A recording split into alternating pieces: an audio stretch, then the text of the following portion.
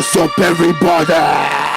This is Jarrell here from A Shot of Reviews. Yeah! And it's Brutal Jarrell here. And this is the podcast we review albums. And with me, I got Snarky Mark. Yeah! Hello. And on my right is the most headbanging guy of all. We got Big League Stew. In case you guys are wondering why we're talking so hardcore today, is because today on A Shot of Reviews, where we review albums and get drunk, we are reviewing all metal bands today. We got the new one from Rob Zombie, got the new one from Hatebreed, and we got the latest from Pierce the Veil, and also we got it's Memorial Day weekend, which is one of my favorite holidays of all. And here in New Jersey right now, it is like almost like it's July because it's hot as balls outside. And I'm not the type to complain whatsoever about the weather because I hate when it's freezing. I love it when it's blistering hot. I can go like, I like having like my nuts like just sticking to like my thighs over them like being so cold. If you even like flick it with like your pinky nail, they'll shatter. But my compadre over here, like Snarky Mark, of course, being the snarkster that he is, I could get in the car to come all the way here, and I'm like, how about that weather? Like jokingly, and he's like, fucking bullshit. Like, what the fuck, man? You don't even like the heat now? That sounds like me. I mean, I don't remember saying that, but yeah. I mean, this weather is bullshit. Definitely. What's the problem? It's warm now. I said it once, and I'll say it again. Do you like it when it's cold as opposed to hot? Yeah. Because you can save yourself from the cold. Like, Nah, I'm the opposite. Yeah, me too. I cannot be saved from the cold. Everyone says that like you can put stuff on if you're cold. I don't mind sitting in the shade being hot. I don't mind that. Yeah, see, people who fucking like now the heat, being out in the snow in super thick thermal bubble gear, bubble coat, bubble goose, triple I'm not down about bubble going goose. out in the snow. I'm just talking about when it's cold. Like, yeah. That's like being like, what? Like, you like the hot, like going in the fucking desert with fucking tons of clothes on? Like, neither of those things are what happened. I'm just saying, like, when it's cold out, I could put a blanket on if I'm cold in my house. If it's really hot, I just crank the AC and pay a fucking huge electric bill. You know, you can also put the fan on, or like open the refrigerator or something. Yeah. Just put your head in. That's the poor man's like air conditioner right there. I remember many nights of doing that. Just being so hot in the apartments that I lived in before having AC. Just going in the kitchen, which is hot as balls anyway. Just open the refrigerator and just standing there, like trying to get inside the freezer, taking everything out, like all the fucking frozen foods, and trying to climb inside there. Tips over all the time, but at least you have a nice cold death. But, no, so I always ask people that question. Like, you have to pick the extreme though, Mark. Would you rather be like boiling hot? Like, all right, here's the thing. Would you rather or dead? Yeah.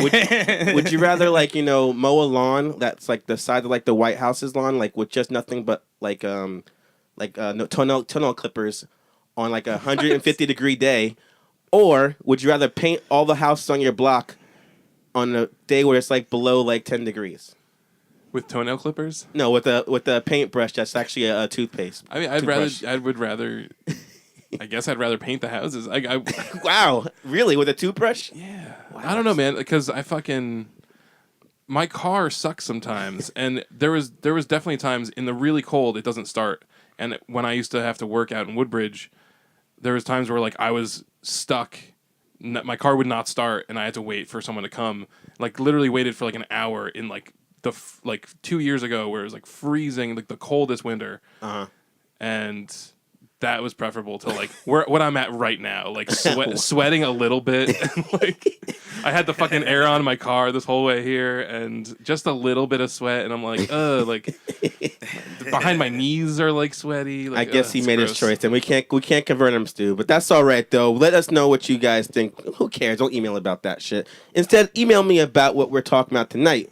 So we're gonna review those albums. Also, we got some news, and being that it's Memorial Day and it's not Memorial Day yet. Memorial Day weekend, sorry. Thank you. All right.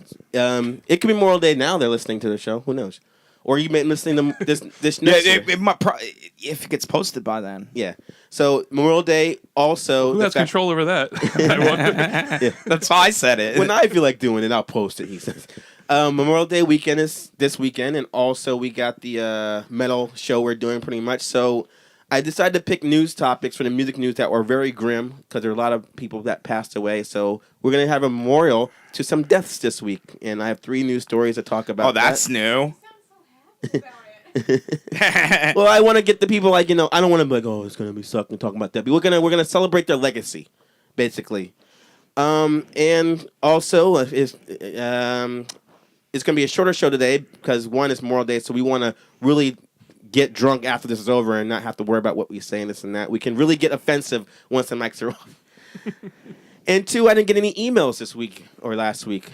So, oh man, what Dr. Cockenballs is asleep at the wheel. Yeah, exactly. I need some more of those Simpson like fake names from that one guy.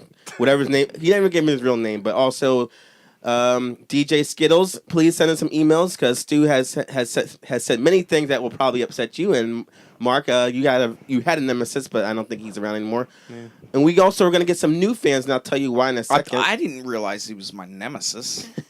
Yeah, he got on your case at first, but I thought it was just one thing that bothered him. Yeah, it's true. He might not be. Well, it only takes one thing to have a nemesis, right? Usually it's not that many things. Also, before we're drinking Budweisers because we're Americans, damn it. And except so I got Budweisers for us to drink. I think it's a flip top. I just can't do it with one. Why is he drinking a Heineken then? I was about to say that, but Mark chose poorly and decided to go with the Heinekens today, which is my father's drink. So I won't bust your balls too much, but I think it tastes. Heineken's my dad's drink. Wow, our dad should hang out. Actually, technically, my dad's a Bass Ale guy. But oh wow! All our dads should hang out. You can't find and that is weird. You don't usually have Bass Ale at places, so he'll get a Heineken.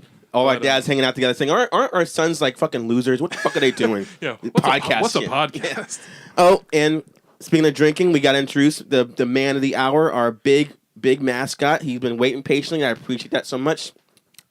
Ladies and gentlemen, presenting Little John here. Yay! Everyone cheers. No, except no one's going to cheer. All right, so Little John's here, our mascot for the show. Little John, what do you got to say for today? Oh, yeah. Time for shots. I thought he was already talking before. That's why. Nah, he didn't say anything. Now he's... Sorry, let him finish. Because that shit is fucking loud as hell. All right. So when you guys... That's when Little John said that means it's time for us to take some shots. You got to explain what we got And here. you guys at home can drink whatever liquors you guys want to do as well, or wherever you are listening to this show. Today, being Memorial Day, I decided to go with more of a watermelon flavored shot. So we tried to make like a big watermelon shape. What would we do? Clinda was actually who lets us do the shows at her place here at the lovely Hybrid Radio Studios. She was making our drinks for us last night. Big gigantic watermelon. Got some Pepe Lopez, the cheapest tequila I can find. Why do that? Oh. The cheaper is the better, though. It gets you more fucked up. No. You want to get mid-range because then it's distilled good and all right. Next time, it's all right. It's our first. Go for mid-range. This is actually our first time doing tequila on the show, in a way. But this time we took the tequila. But then again, you mixed it with watermelon. We mixed it with watermelon because it's Memorial Day. People like to eat that picnicky kind of food. I was thinking of either having like a tequila flavored burgers or tequila flavored with watermelon. So I decided to go with this. I want a burgers. And then we got they didn't hear that. It's margarita. Margarita, okay. So margarita watermelon, and we also got a margarita Memorial Day margarita drink in the bottle, which you'll see that picture right there on our actual Sexy thing right Liberty. Now. Yes. So you can look at the picture and you can see what we're drinking or we're going to be doing. So what do you guys want to do first? I'm going to be doing Liberty. You want to do that? What do you want to do? Mark that or you want to have a nice watermelon? What? Pick one. Do you want a shot? There's like 3 things on the table. Or do you want to eat there's watermelon? a thing of salt, which I'm confused about. Is this I don't know. Yeah, salt? what? I guess is it? We're doing like a... Oh, if you want to drink the straight tequila. Oh, I got you. Wait, so in here... Oh, really? Tequila. Even that's that strong? The watermelon's that strong that you need salt? Well, it's basically marinating in tequila and triple sec. It might be. I'm going to try the watermelon. I mean, being that I Why don't like we do watermelon. both? Why don't we each eat a piece of watermelon and each take a shot? Yeah, let's just do one or the other, Stu. Can we do both? Yeah, you can pick. You can switch. It's not like it's mixing. No, we're it's doing not. both. I'm making you do both. Oh, all right. Just a start. And we got a fourth glass here. Our hostess Glenda is gonna have one too. Which again, I gotta say thank you for coming back and rescuing us from your boyfriend, talking all over the shows. Mark was not here for that, but I'm sure he would have been quite agitated as he always gets. All right, Salute. salute, happy Memorial Day, everybody. Ooh, Wait, it's pretty good. all right, I was about to say you don't like that, but you did. No, I just It was a little bit of a surprise. I could see it sneaking up on you because trying something like this, like with tequila, which I don't have like the fondest. It's like swallowing a tastes watermelon seed when you're eating like, watermelon. Yeah, I was just had a little bit of anxiety to try it. I But, hear you you. know, Tequila is a scary drink, very frightening. yeah, you never know if there's It, worms. it in is. It is after you've gotten sick from drinking a bottle of Yeah, it. exactly, Yeah, yeah. that's Everyone what who's happened had to a me. bad tequila experience is always Yeah, like, I had don't know bad about that tequila one. experience. If you have one of those, We don't go to that tequila's section of the. very Yeah. terrifying. I don't know. I haven't had a bad one before, but this might be the night. We will see. So before I get into my trip to Austin this week, this is why we didn't have a show last Sunday, and that will be the last time we skip a week. So from this point on until Father's Day, we will be doing weekly shows again. So much more content for you guys out there, especially for all the new fans come I've on. gotten now. What's wrong? I go to pick up a piece of watermelon and it's fucking huge. All right. So Memorial Day. How's your Memorial Day weekends going besides the temperature? So far, so good. Yeah, you guys going crashing any barbecues or hitting the pool tomorrow or No, getting drunk? There's some Roy Rogers opening in New Jersey. I don't know if you know about this. Have you seen this? Have you heard about this? There's some Roy Rogers. So like in Flemington, they just opened one, and there's one on Route 1, and I'm really excited because Roy Rogers used to be everywhere, and now they're nowhere except like rest stops. Yeah, but they're bringing them back. okay. So it's around like here. you put that over like KFC and Popeyes then. I mean, here's the thing: is that Roy Rogers is like Arby's, KFC, and McDonald's or something all rolled into one because they've got fucking roast beef sandwiches, they've got fried chicken, and they got burgers, and they're pretty delicious. And the thing I love about them is that they have that fixins bar, and so they don't put shit on your burger for you; they You just do it for fucking yourself? give it to you, and Okay. then you put on whatever you want. Wow. So that's what I like about them. But so anyway, so I went stopped. What's the tagline for Roy Rogers? Just in case. no, Roy no Rogers. fucking idea. I have no fucking idea. In case I feel like you're doing like a commercial for the fucking. Well, no. place, Here's but- what I was gonna say: is that so I stopped off. Got a double R bar burger. I think that's what it's called. So it's a cheeseburger with ham on it, and it's fucking delicious. So then I decided for this weekend make my own. So I have fucking bought burgers, and I've been making burgers since the last 2 days. I've had burgers with ham on them, and it's like a revelation.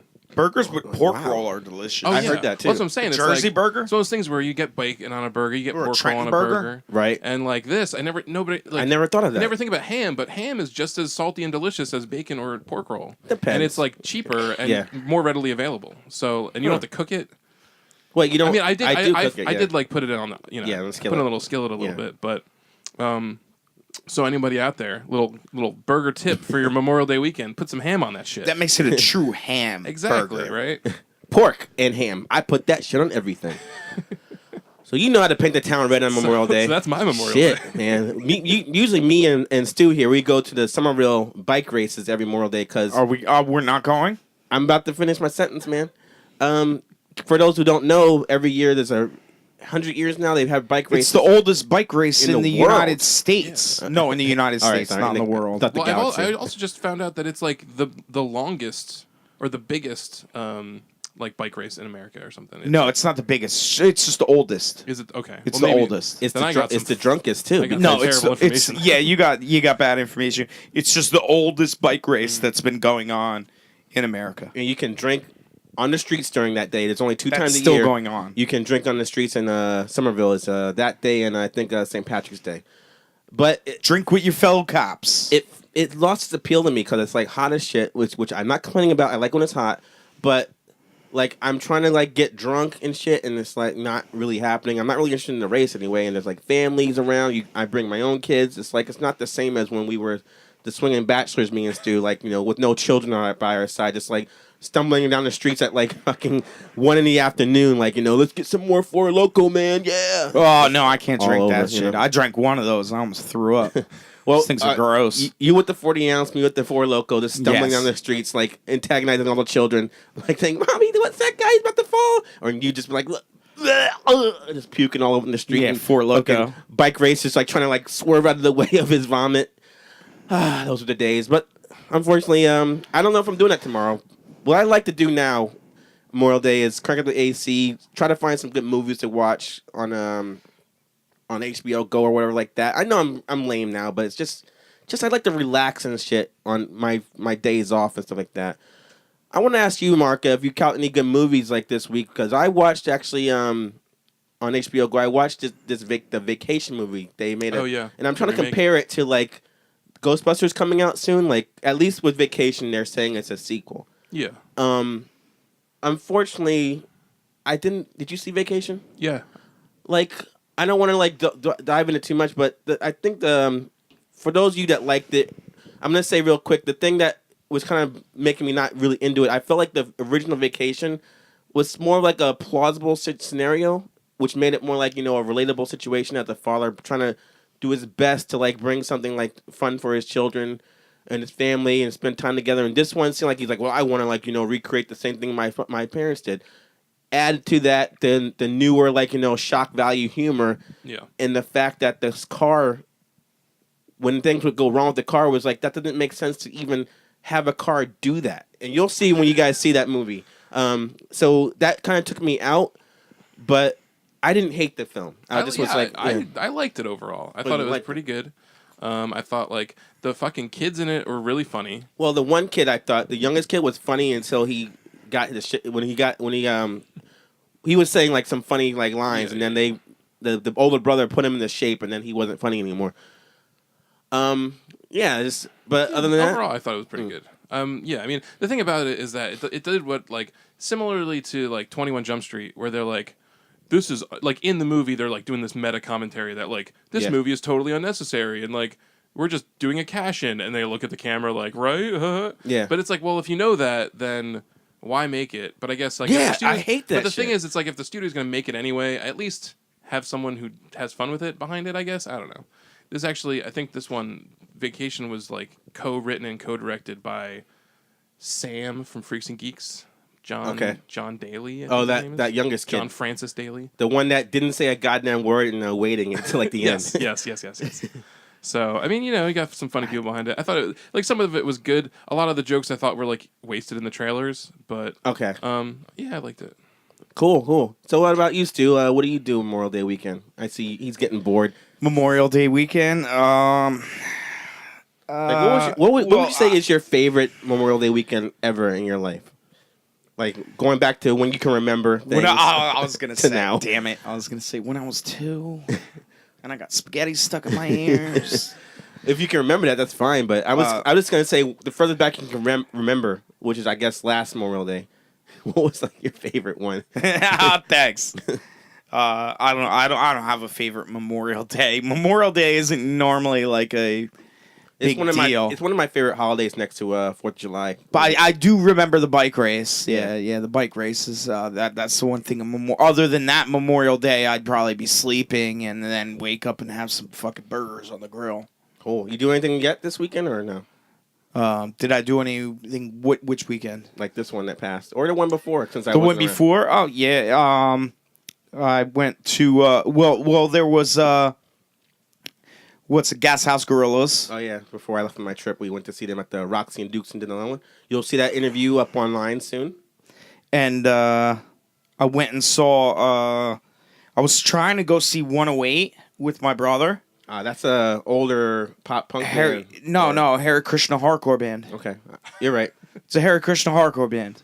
Gotcha. They were on Epitaph Records a while ago, so I thought they were. No, Hare Krishna hardcore band.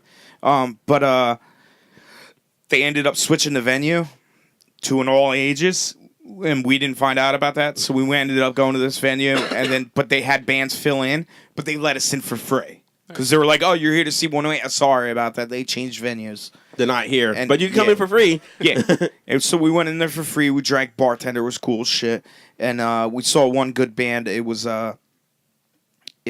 True Will. They were pretty good.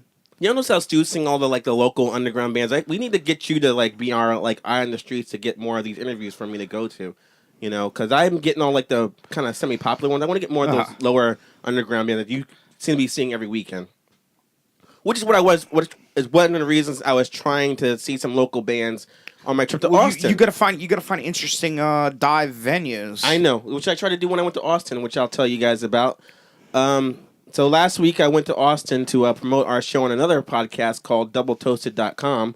Look that up. It's a really great music, movie review / entertainment thing where they every week they have movies reviews. They do also trailer reviews. They do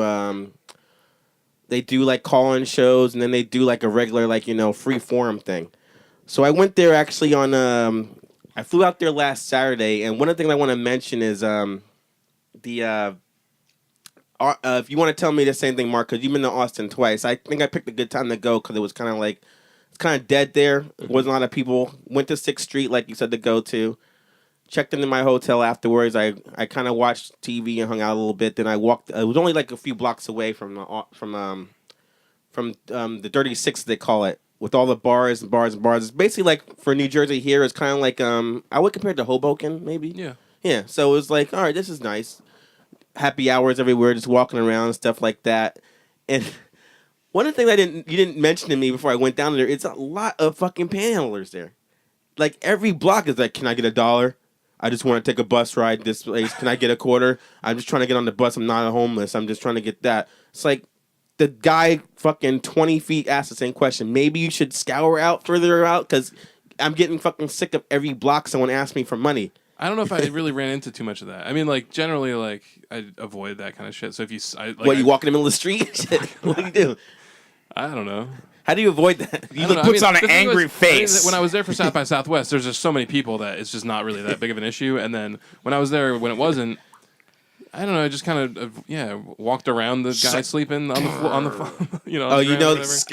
I discovered the main bum that the website told me about is under the underpass of the Interstate 35. I took a picture of him. And I'm like, that's the infamous bum that I heard about. That's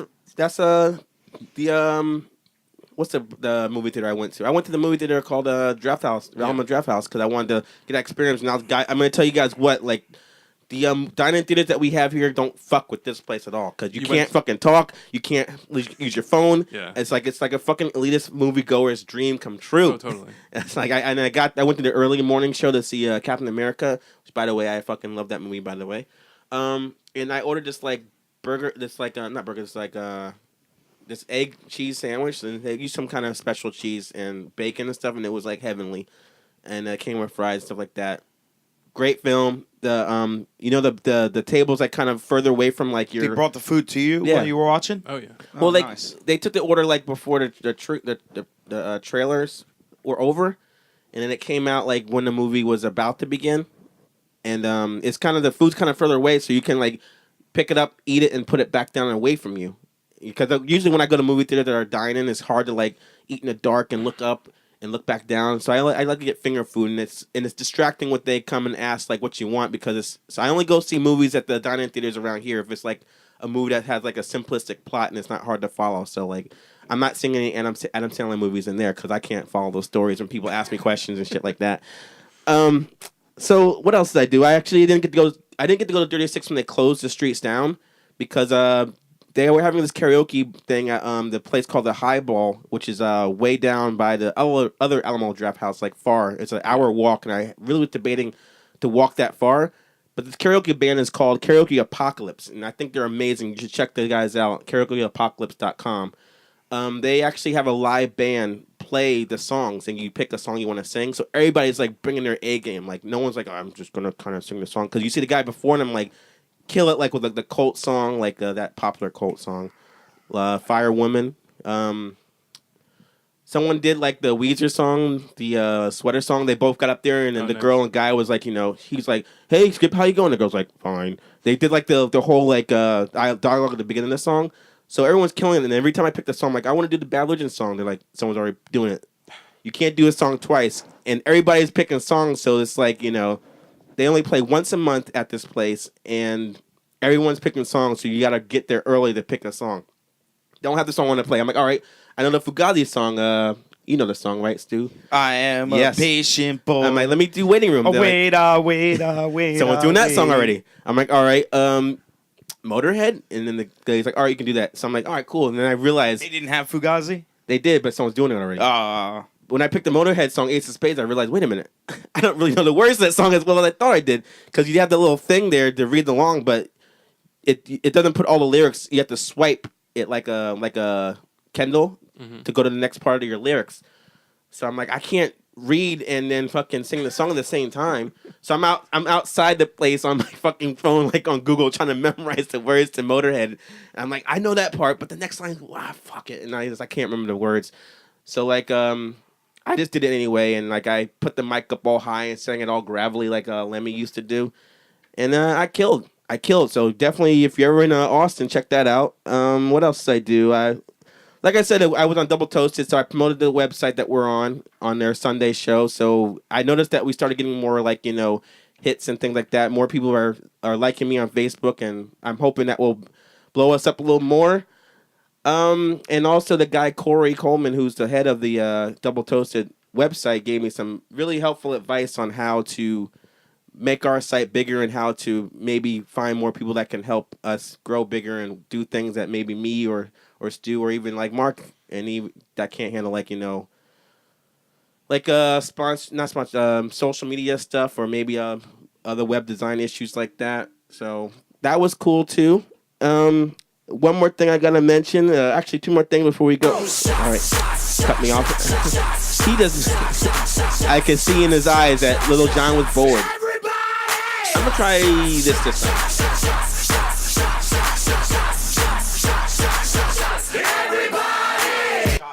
I'm gonna try the watermelon this time. You gotta take a shot and eat one. All right, fine. I gotta do both. Stu says because he's the boss of me. It's just watermelon. It's just watermelon soaked in tequila. It's not the same thing. It doesn't taste like tequila. I think it's the whole. Isn't it the point? Yeah, that's usually what happens, man. It doesn't taste like tequila. Did you ever see? I Dirty don't Dancing, think it man? totally soaked into the watermelon because the center of the watermelon was frozen. Was it frozen with the juice? Oh, okay, so it's frozen in there. All right. I've been eating it like nonstop, thinking it's not Yeah, strong you're at gonna all. be like puking out of Yeah. my Yeah, car I on the way know. It's gonna creep up with me then. Make sure he rolls the window down first this time. All right. To Austin.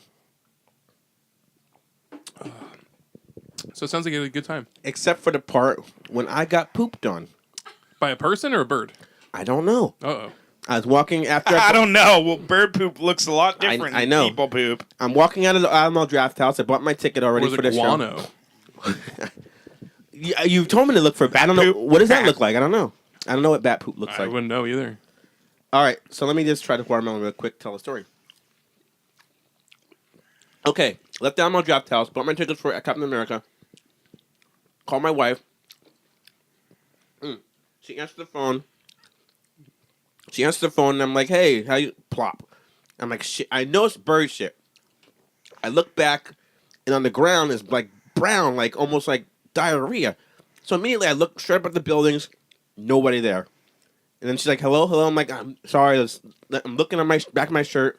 I can't see it. I'm like, I keep walking. I'm like, all right. Maybe it didn't get me. And I'm like, I still smell it. I'm a block away, though. Looking, I'm like, I can't. I'm like trying to look behind myself. I can't see it. So then I think I got pooped on. I gotta go. Some homeless guy's That's all like, that's- give me $1. I'll clean it for you. That's all I told her. I think I got pooped on, and I gotta talk to you later. And she's probably sitting like, what the fuck? I didn't know Austin got down like that. So I go to the Alamo Draft House to the bathroom, and like I can see in the mirror that it's like on the like neck and like on my collar. So like the problem is someone's in the bathroom like in this peeing and stuff. So I can't take my shirt off like there and then going and like trying to clean it in the sink. So I'm like grabbing like all these like paper towels, which is fucking everything's got to be like automated. So you got to put your hand up and one comes out one at a time. I ripped out some of it. I grabbed the soap stuff, the liquid soap, go in the stall and trying to clean my shirt off, and the smell's not getting out. And I'm like, well, I bought my ticket already, so fuck it. I guess I gotta see the movie. So I had to tip extra because I'm like, I bet you I'm the only person at the theater smelling like shit. I'm like, who the fuck? So did someone like look out the window, see me, and hurl like diarrhea at me, or did they put their ass out the window and poop and then like jump back in the place so fast? I'm like, how does that happen? I just didn't understand it. And then someone told me later, it could have been like a hawk, because not all birds have the same like colored shit. Yeah. So I'm like, that made me feel better that at least an animal accidentally, like, because I'm like, is that the plane? Was there like someone flushed a toilet on a plane or something? Like, fuck, man. So that's the only thing that bothered me. Now, a hawk was probably conscious of it and saw me and like, actually aimed at you. That guy is not from around here. Shit, literally.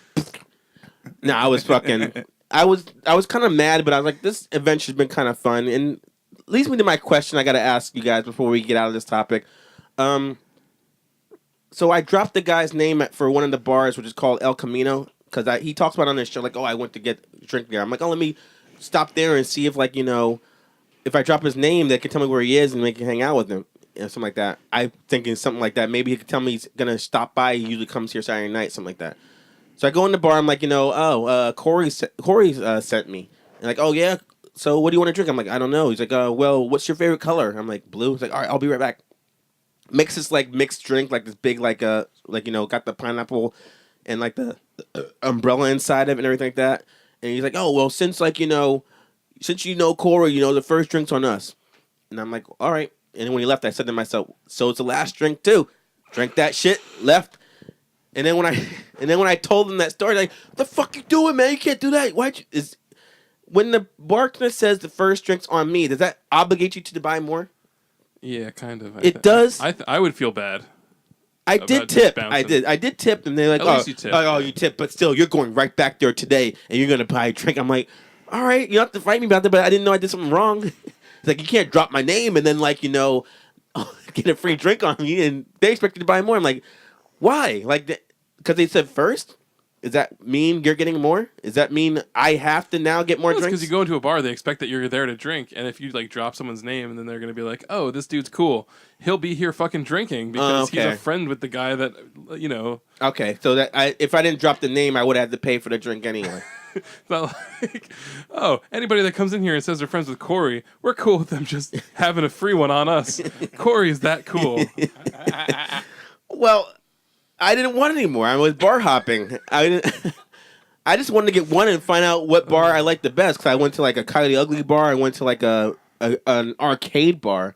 Because we got an arcade here called Yestercade. They had Paperboy? They don't sell. They had dual like Mario Kart. Like I want Paperboy. We could play shit. And they had it in the back, but you had to go behind the bar. Paperboy? They had the older ones in the back. Like maybe Paperboy. Like all that stuff. Paperboy arcade with the fucking handlebars? Yeah. No, I think it was like on the handheld one where you had to like use a joystick and shit. So, all right, so now I know from now on when someone says first drinks on me or have a drink on me, I have to buy more now. All right, cool. I don't know why that has to be explained to you. Well, I didn't know that was like I have to do that. What if I only wanted one? You don't have to do anything. I mean, you know, you could have fucking taken that drink and pissed in it and shoved it back in his face. And then, like, Corey says, you sleep with the fishes. I should have ran out. I should have said that out loud. So it's the last one, motherfucker. Corey sent me. and run out the place. Tell him Corey Coleman sent me here.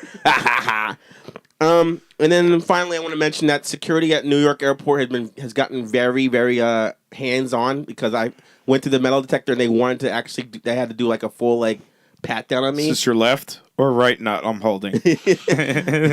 Unfortunately, it's both. I have small nuts, so I was like, you got to take all your shit out of your pocket and stuff like that, and I forgot to take out my what's that thing called? My vapor. And then when you go through the thing, it's like, oh, we detected something right here in your pocket. And then they're like, oh, we got to do a whole search on you. And they search my bag and stuff like that. And like, oh, and then the guy comes up and he puts on the gloves, the latex gloves, and like snaps them on. And he's like, you know, are you sensitive to any area on your body? It's like, yeah, don't touch my dick. Yeah. Damn it. Depends when you touch me. If you touched like my foreskin like 6 or 7 times, I definitely will feel sensitive. But he's like, all right, and so he did it all over the clothes and stuff like that. And I must tell you, the guy was very, making me feel uncomfortable, but at the same time, he knew what I liked. So, that was my experience in Austin. I definitely will go back sometime. Big thanks to Corey Coleman and the rest of the crew from Double Toasted. Can't wait to see you guys again next year, and hopefully I can bring my my crew with you so you can finally meet. I did name drop you guys in the live show, which you guys can hear. I posted on our Facebook, which is facebook.com/NJ NJ Radio. You can see that I posted the actual podcast I was on. I'm not on the whole show, but you can listen to the show and see if you like it. And I want them to get so more. That's posted on the Facebook for Hybrid Radio. Mm-hmm. All right, cool. And like I said, check it out. I saw after that, people were like fans from them were starting to friend me on Facebook. So when I accepted their friend request, I sent them a like of the NJ Hybrid Radio Facebook. Hopefully that will build our audience, and we'll get more emails next time. That's a mouthful. Yes, hate mail. More hate mail. I need more hate mail. Yeah, exactly. It fuels us. I'm actually trying to burn up some more time since we have no emails. So with that, let's bring the show down a bit and get into some music news. Just take more shots. We are going to take some shots after. But I'm about to take a shot of this Pepe Lopez straight up. Pepe Lopez. We got to pay some tribute to some fallen people in the music world. First up, as you might have know or not know, me and Stu are big fans of the Beastie Boys. And MCA passed away about 4 years ago. But Mark, did you know, and anybody out there, that before the Beastie Boys... Oh, the drummer. Yeah, the drummer, who was a girl. Yeah, I heard about it.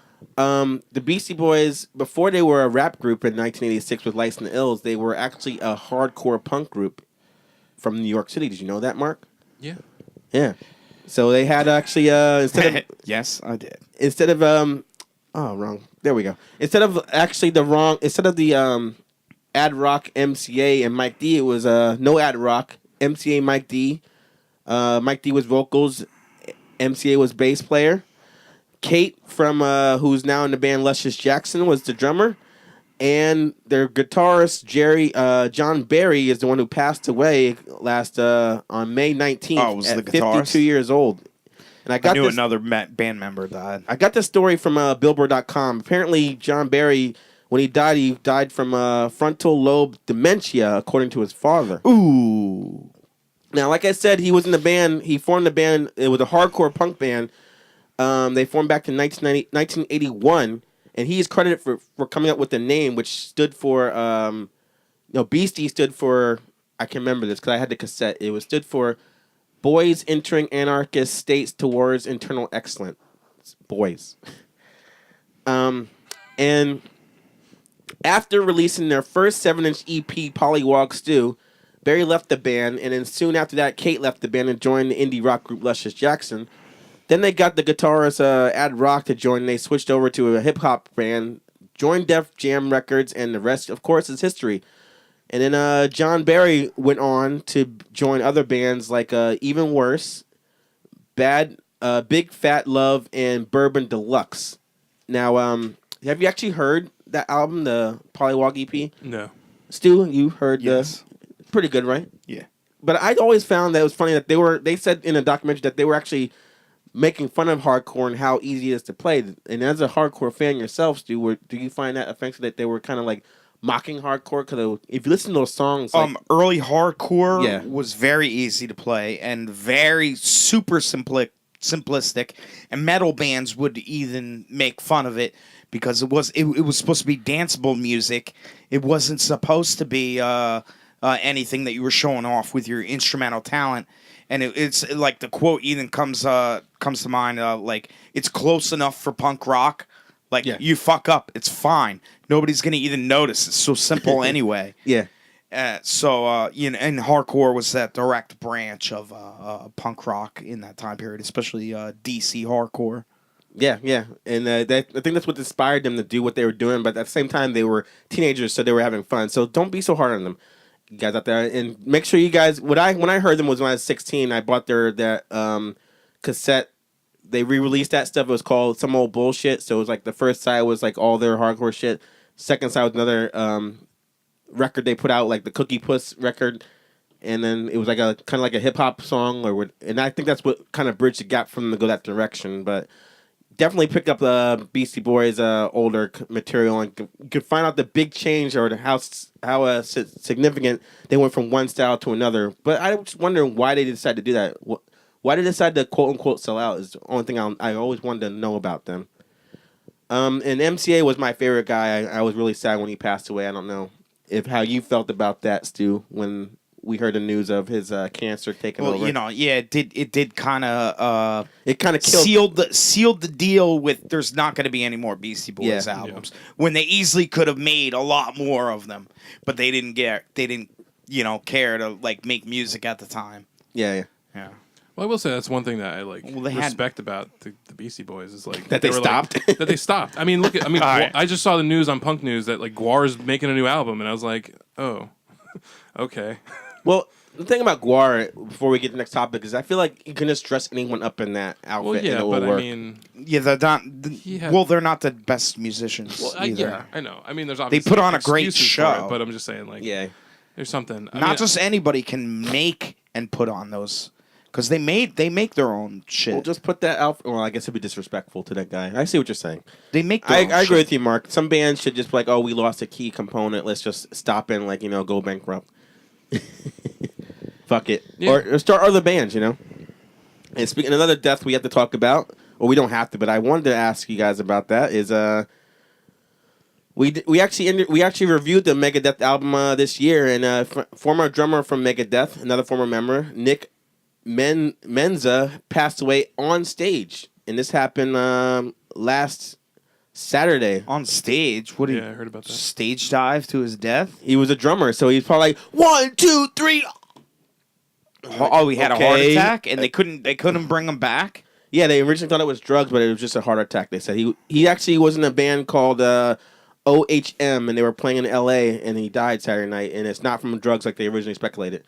And in case you guys didn't know, Menza was a drummer for Megadeth from 1989 to 1998, and that covers albums Rust in Peace all the way to Cryptic Writings. And that's my tribute burp for him. And speaking of tributes, Dave Mustaine from Megadeth says he will put on a benefit concert with the rest of his band in his memory. Did you care at all when you heard this, Mark? Being a big Megadeth fan as you are.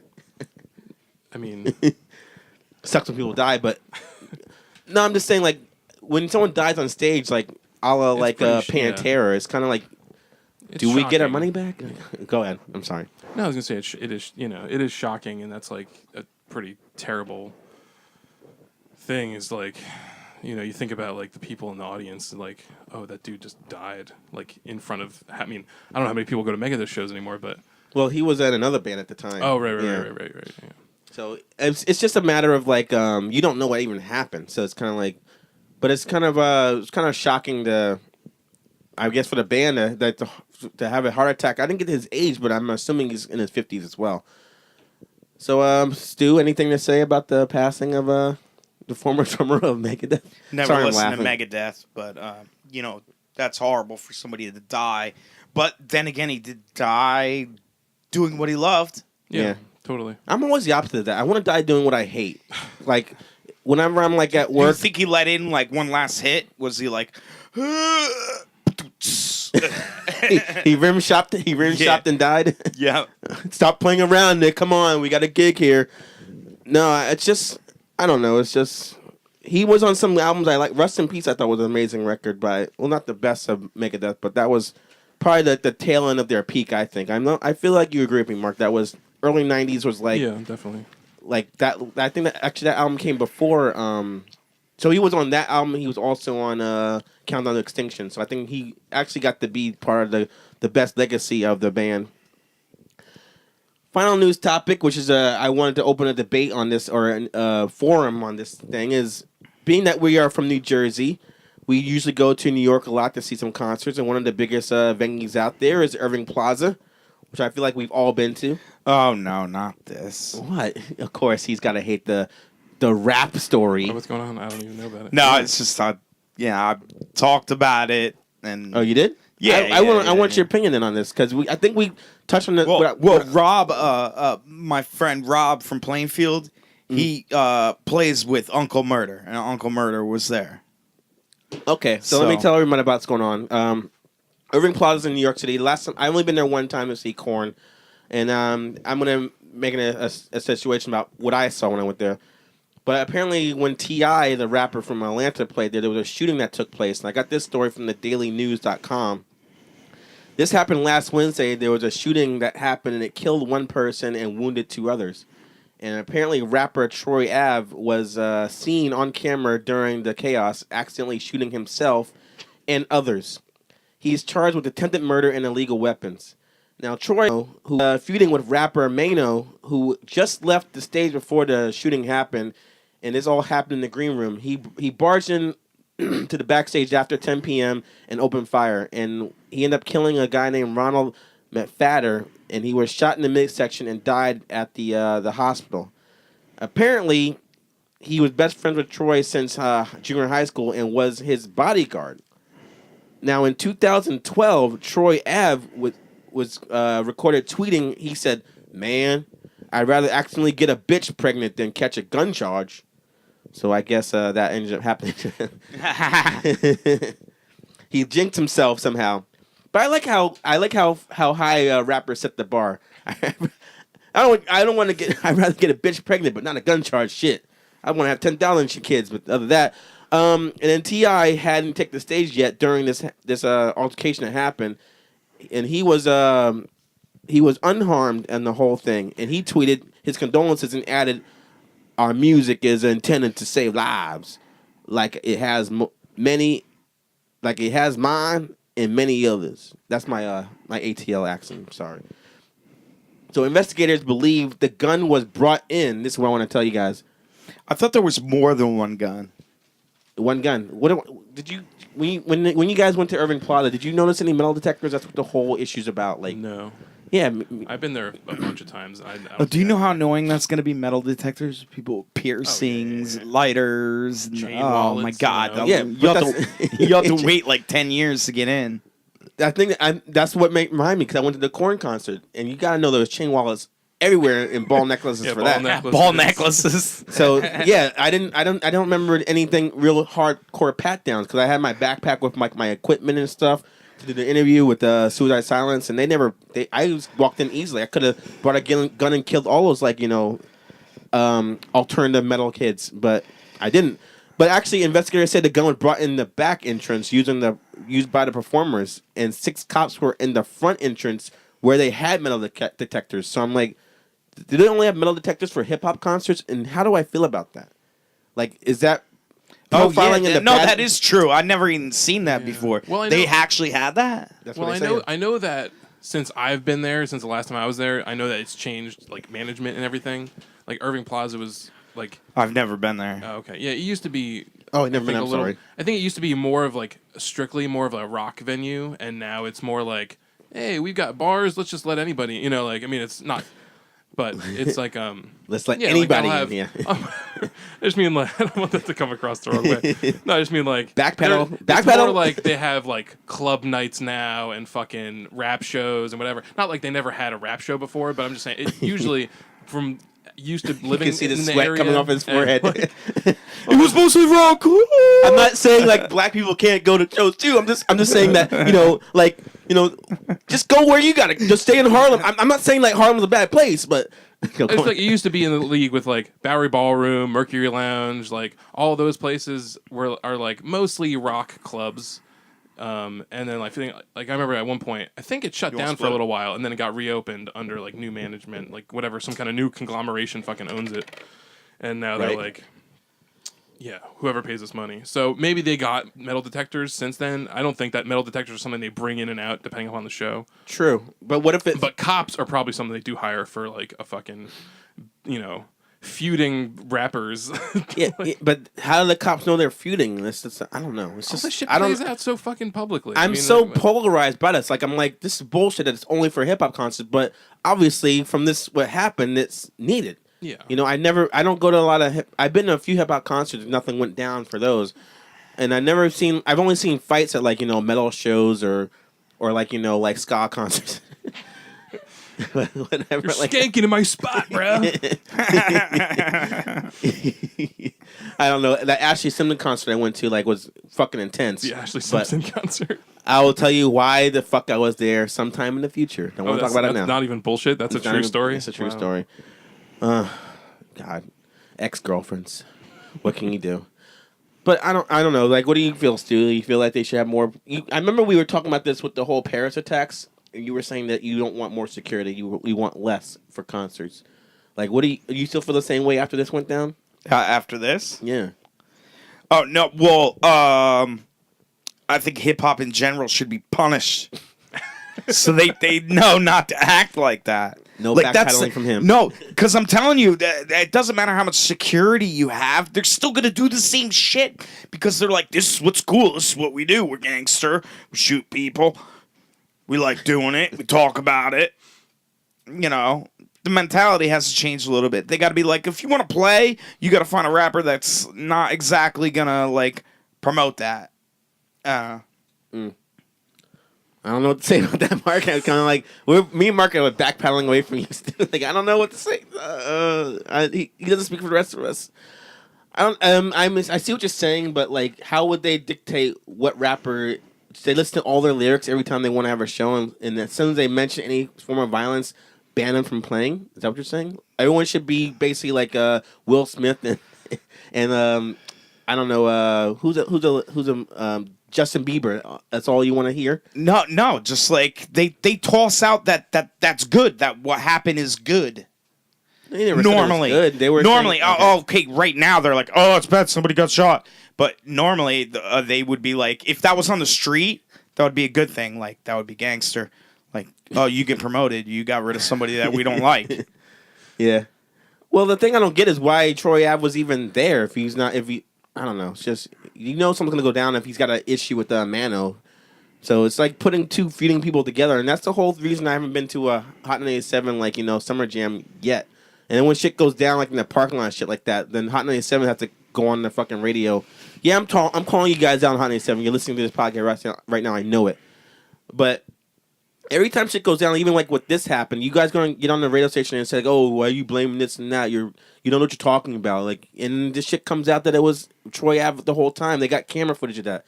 What do you got to say about that now, Hot 97 and fucking Ebro in the morning? Yeah, I'm talking to you, Ebro. It's just I don't know. It's just I just like to go to any concert and not have an issue. Yeah, totally. I mean, that's the thing that sucks about all this is that. You go to a show, you don't want to, you don't want to be scared to go out and have fun and see music that you like, even if the music is does promote violence or whatever it is, rap in general a lot of times is about violence and proving your cred and your fucking, here's how much fucking money I have and whatever. So it's all about this bravado, but it sucks because these fucking guys take it seriously. It's not just about making music that is pretending to be a lifestyle. It's they want to live that lifestyle because some reason. Dude, it's like playing fucking Grand Theft Auto and then actually doing it. Oh, totally. And that's the thing. That's how crazy it is. It's weird though. Is that this is it's almost accepted within the rap community. Oh well, you go to a crazy rap show, you're gonna expect But at the same time, if that happened at a fucking, I don't know, a Korn show or an Ashley Simpson concert, it's we need to get mental health involved. Everyone's going to be fucking talking about, getting guns out of the hands of the mentally ill and, how fucking Ashley Simpson promotes violence, whatever it is. But, I don't know. I just think that there's a double-sided thing there because this thing happens at Eagles of Death Metal and everyone's fucking let's pray for Paris. This thing happens at a Mano show or whatever the fuck this person is, and everyone's it happens. Yeah, it's sad, but it happens. It's where's the fucking everyone's gonna change their MySpace or their Facebook picture to a fucking I don't know gangster flag, whatever it is. You made a good point. They seem like I feel like the story that we're talking about right now. By the time Stu posts this thing you're listening to, no one's gonna give a shit anymore. He'll be on to the next story. So that's how the news works here, though. Oh but it's well, that's the sad thing. I mean, the sad thing is that it happens so often that people are just desensitized. I've one comical add-in. If you look at the video of the guy shooting, what was the guy's name? Troy Ave. When you saw the like sparks come out of the gun and everything. It was the same video that I saw, right? Right. He's totally got toilet paper stuck on his shoe. Yeah, I'm telling you, watch it again and look at his left foot. He's got toilet paper stuck on his shoe. I think they were making fun of him for having that's toilet why he paper was so- stuck on his shoe, and he started That's why he was so shooting. angry, I guess. The whole time it was fucking toilet paper that was bothering him. But that ends the news portion of the show. Wait, sorry about that. We're not done yet because being that we're talking about hip hop, we gotta get Lil Jon's opinion on this. Lil Jon, I'm sure you're great friends with T.I. being from Atlanta and all. What do you think about the whole thing going down here?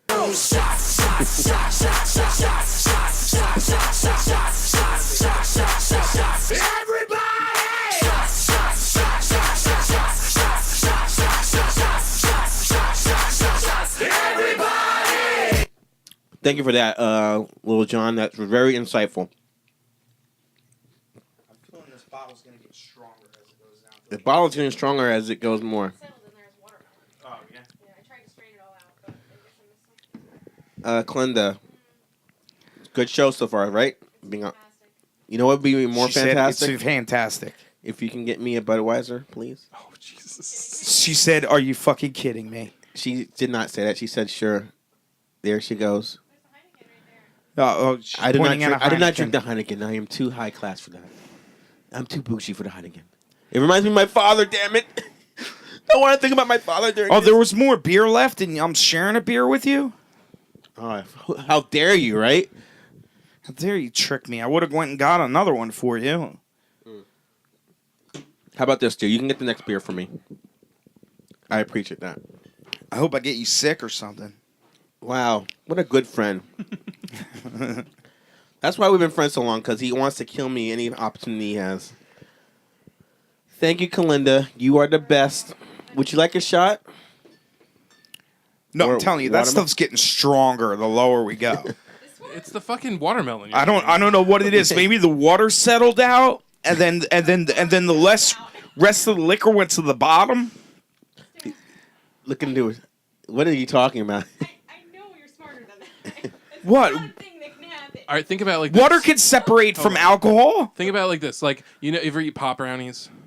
You know, like you could eat like a fucking brownie and like it comes on real strong after a while. All of a sudden you're like, what the fuck did I do?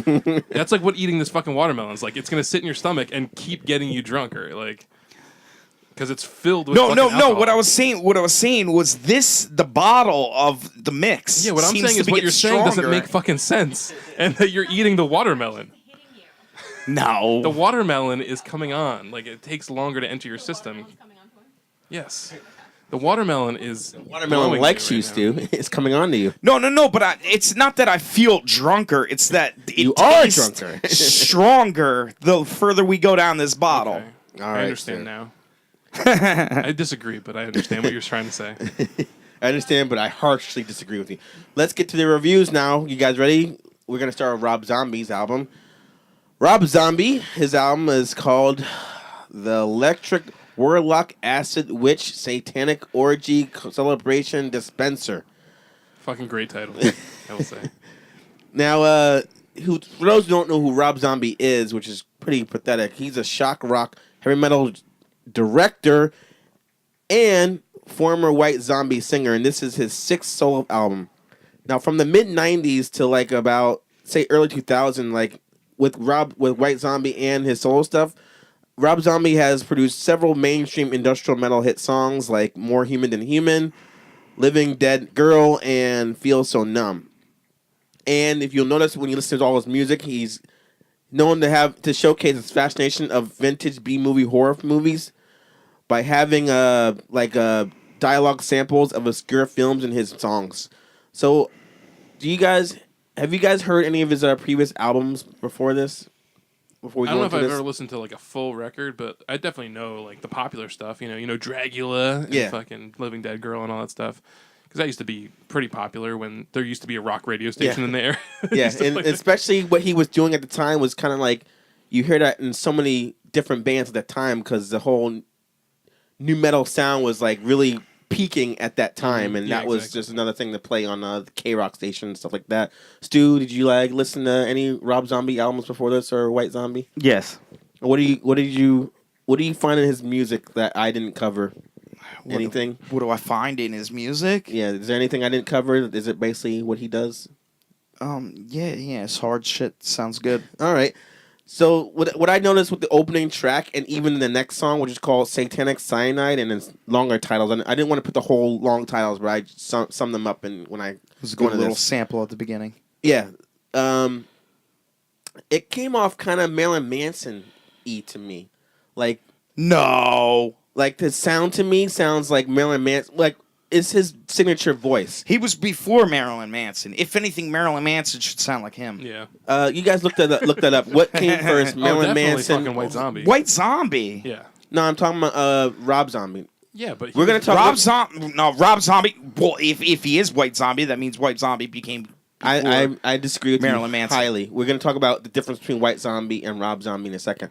But He's the singer. what came first, Rob Zombie's solo act or Marilyn Manson, the band?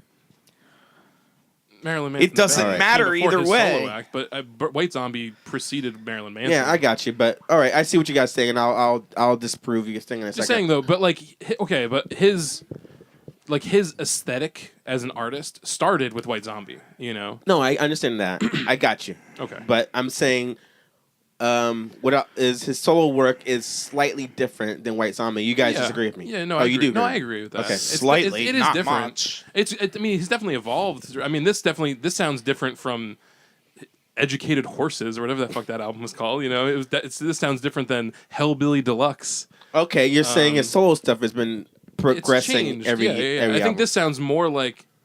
This definitely sounds more like his early solo stuff, from what I remember. But yeah, I think he has progressed. I mean, it definitely sounds different than White Zombie. I mean, if you listen to like fucking Black Sunshine and then listen to this, it's definitely different. That's what I'm But saying. it's still based in the same thing. All He's right. doing the same vocal shit. Like Vocally, he's yes, kind of the you're same very singer true. the whole time. You Yeah, know?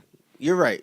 But I just feel like musically, it reminds me of Marilyn Manson. The whole that thing he does with the programmed guitars and like the produced rhythm sections. Well, to me. what I'm saying though is like.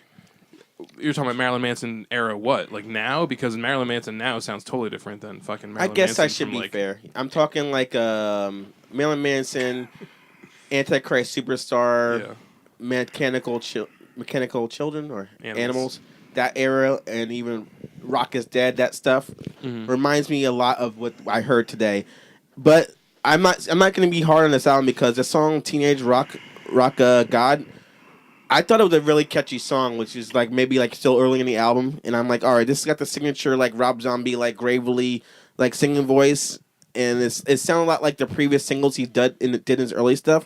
So I'm like, all right, this is good. But the song me and Stu were talking about on the way here, that's actually a single now. I really wanted your opinion of this song, Mark. The song when I will say this whole title, but just to remind you how the song goes when the girl sample goes like.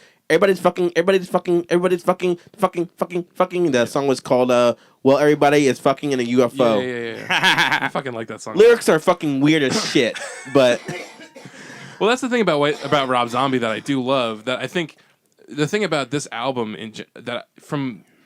I had like definitely that song though, like that song in particular made Yeah. me like this album a lot. Okay. Because it it has fun. It's like fun. It's funny. It's weird. It does exactly what he wants it to do. It's not like, and it's not too over the top. You know, to me it definitely was like, it's one of those songs where I'm like, that made me pay attention to it. That's and I so was like, funny. This fucking song is crazy, and I kind of like it. Like, That's so funny about Mark. Like I don't know what I used to, but when I hear that, the first thing I'm like, what the fuck? But he's like, I'm in. He's like, I'm going. And then I'm like, and he's singing like I want to say like Les Claypool when he did that when he does like that country I stuff. would agree with that though. But it's like a country western like neo metal song. I don't know how to explain it, but he's like everybody doing this and everybody fucking UFO. Yeah. And he's doing like a country twang vocals. Like, did you? No, I remember. And I'm still like, did you like that? What was your opinion at that point where you're like, I'm in, or you're like, what the fuck? Like, Dude, it's like it was like a heavy metal Cotton Eye Joe. all right, so it's like, yeah, but I'm saying you were on board at that point. So that's cool. I really enjoyed the song "The Hideous Exhibition of a Dedicated Gore Whore." Like that song was good too, because this is what I'm saying. That reminded me, like that's when the album started getting more like instruments and like musically like heavy metal and shit like that. What's up? Oh, this guy. So the song is like more of a heavy metal song, hard rock, and it adds like the organs, like kind of like what the Doors used to do. Oh, we found the mystery noise. What noise? Sorry. There were two shot glasses vibrating. Is that my fault? I'm sorry. That song I'm talking about with the gore horror is kind of it was more like a heavy metal, like hard rock song. So I like the fact that when he started going into more like rock music, like instruments and live band stuff, that's what reminds me of White Zombie, which I like White Zombie better than Rob Zombie by himself for that reason. White Zombie sounds like more like a band, and Rob Zombie sounds more like a dude programming everything and doing everything himself. Mm-hmm. So that was my whole point, where the difference between, I think Marilyn Manson did the same thing, even though Manson has a band. Everything sounds like produced and shit like that when they do that new metal sound. That's why I like when they switch to that, like the song Medication for the Melancholy. Same thing. It was fast as fuck in a way and very energetic, and it sounded like a live band. Stu, I know you wanted to say something about the song Get Your Boots On. Yeah. Because rock and roll's dead. But that sounded like Marilyn Manson to me, but what did you think? Good. Yeah. Okay. Yeah, it was a good track. All right, so I feel like Mark's got more to say about it, but it got me pumped up. the last song you didn't like, though, I remember you said. Well, I didn't like the whole second half of the last song. You can't listen to it. It's just piano and thunderstorms. Right. That song is called Wordalok? I don't know. Yeah, I don't know. It's kinda some other language. That's a Wordalok, I want to right? say that's like a like some kind of creature mythological thing. Of I course. Don't remember. Yeah. Anyway. And this whole album is very campy with like the whole like half horse, half horror undertones, and like what Man Mark bear. said, like the made up mythological like creatures, and you get all the samples of like I don't know, movies or something weird like he does all the time. That last song has like remind me more like a sludge metal kind of sound because it was slower, and then the piano thing at the end, like Stu said, I was like, it was a good closer, I thought. Yeah, but I would only listen to it once. Oh, you would only go like there were 12 tracks. I listened. I even listened to the thunderstorms when there was nothing but thunderstorms. It was like. I was like, I'm still listening. I'm still listening. Gonna listen to the whole album. Jarrell won't shut the fuck up if I turn it off. Well, Stu makes a good point. If you like the Slayer's "Rain and Blood," the last song on that album when it had the thunderstorms at the end, if you can get through the whole thing, you can get through this whole song. I'm gonna let. I'm thinking we'll go in order with Mark, because Mark, you didn't say enough on this. What do you want to say before closing?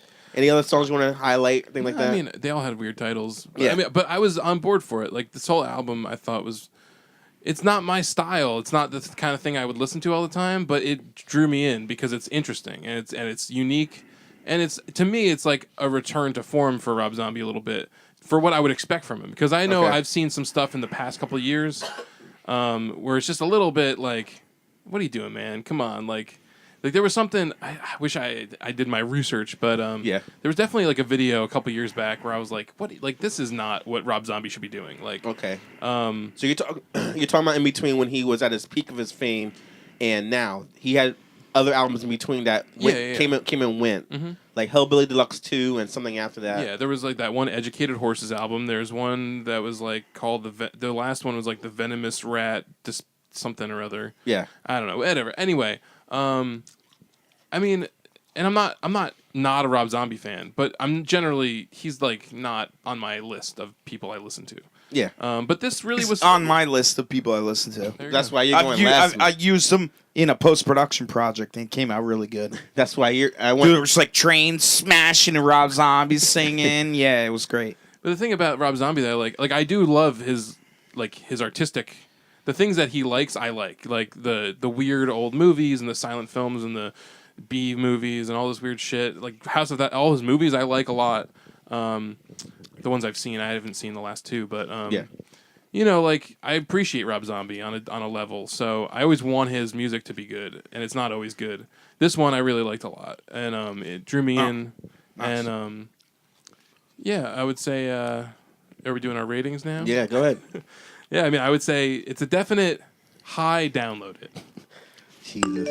He just could not commit. I'll don't wanna commit. say- Ironically, he's getting married. He could not commit to this. I'll commit. Are you going first? I'm going next. So Oh wait, I did want to say my one criticism. All right, this go is ahead. what keeping me from saying buy okay, it. all right. Because I would say buy it, but my biggest criticism of it is that the songs cut out so short.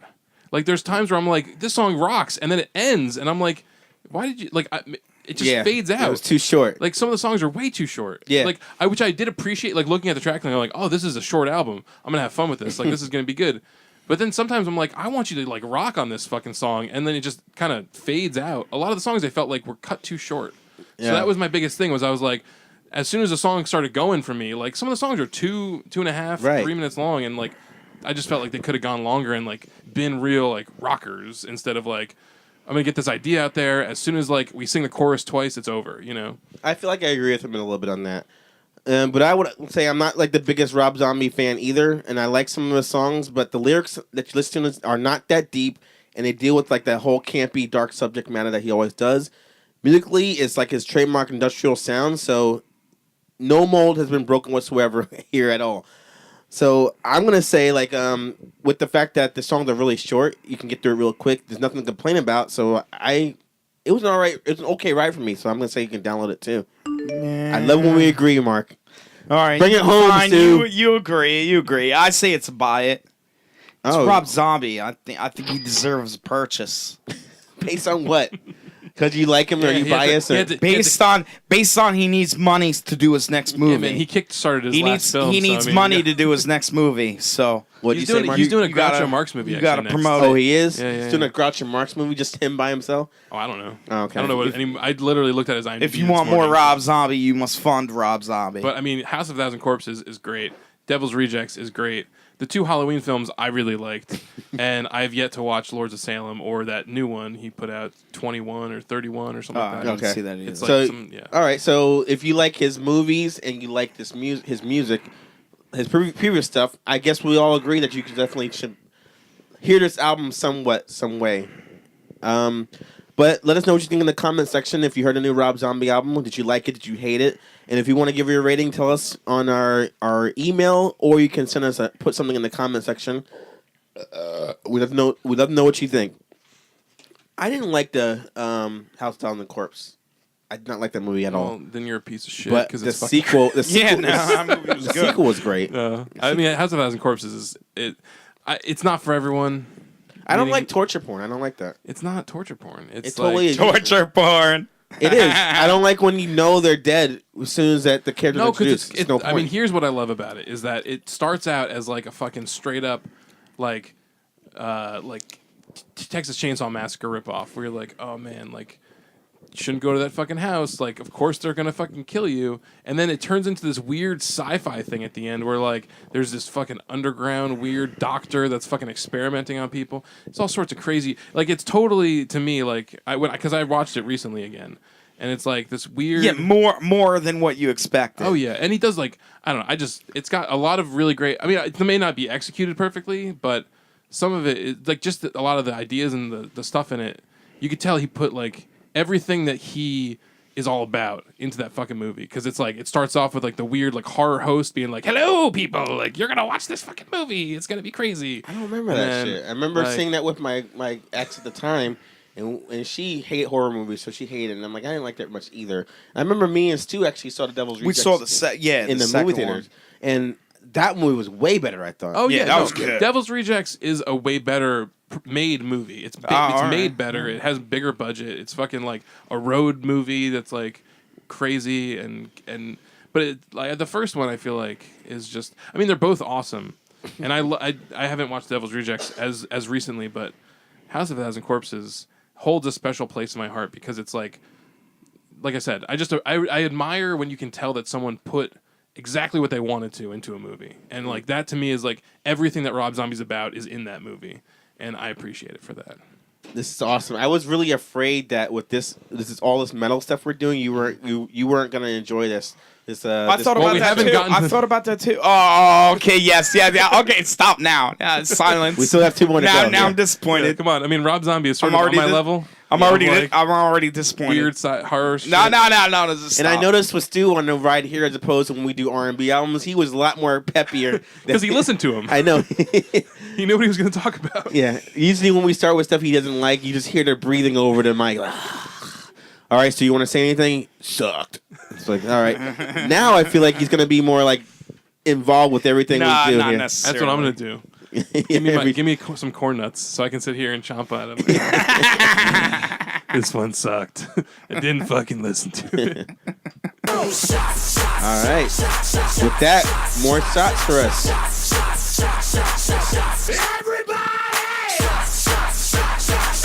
No more? Why? I want to congratulate Kalinda on making a great drink here. The Memorial Day margarita is a hit. And I feel like every show we should do the same thing. Every year we should do that. And these watermelon- you've hardly been eating any watermelon, man. I've been the only one. I'm eating I don't this wanna portray watermelon. stereotypes. You made watermelon for me. Thank you. I don't want to be portraying any stereotypes, so I'm eating less watermelon. All right. No, we infused it with grape soda. So you make me look like the black guy. You're doing the job really well. Shit. Damn. That's what we say. Damn. That shit is whack. I'm very excited about this next review. Maybe. Because I'm a big fan of Hatebreed. And their new album is called The Concrete Confessional. Who's Hatebreed, you might ask? They're a Connecticut hardcore metal band, and they formed in 1994. And after signing to Victory Records, released their debut album, Satisfaction is a Death of Desire. Now, that album sold the most copies than any debut album on that label.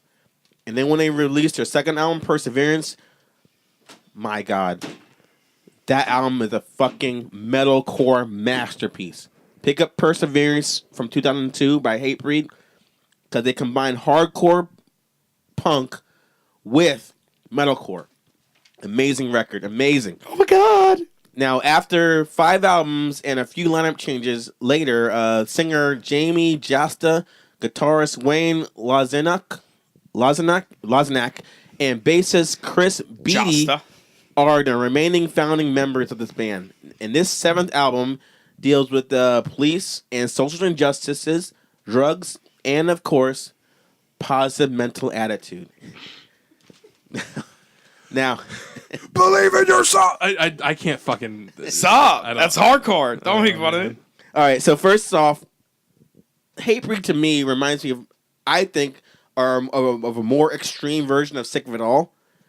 And that's very apparent on the first track. Works if you're lifting weights. Yeah, it's the first track called AD.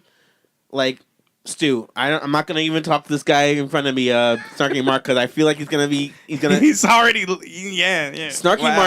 Mark. I'll tell you That's guys right normally now. me. That's normally me digging into YouTube. Snarky Mark has this opinion when it comes to this kind of music. He just says, I'm not a rock guy. I'm not a metal guy. And his opinion either goes like, gonna be like download it or skip it. I feel like, but we'll see what you're gonna say. So Stu, when that first fucking song kicks off, I don't know if you heard Hatebreed before. Yes, but I have. Got the screaming vocals, got the blaring guitar riffs, got the heavy metal drumming, and they incorporate some thrash metal into their sound, which I never heard them actually do more really thrashy stuff. I was like, I was on board. I was locked in, ready to go. Like, what do you think, Stu? Yeah, I agree. That album kicks off amazing. I agree. Then the next 2 songs, and it holds up. Yeah, Looking Down the Barrel of Today, and the song Seven Enemies, like it showcases a man that's been pushed to the limits and is ready to unload his frustrations on those who dare to get in his way. And I gotta say, the former track is definitely a crowd pleaser for shows. Like when they play that Looking Down the Barrel of a Gun song, fucking shit's going off. I can tell at any Hatebreed show that they play at.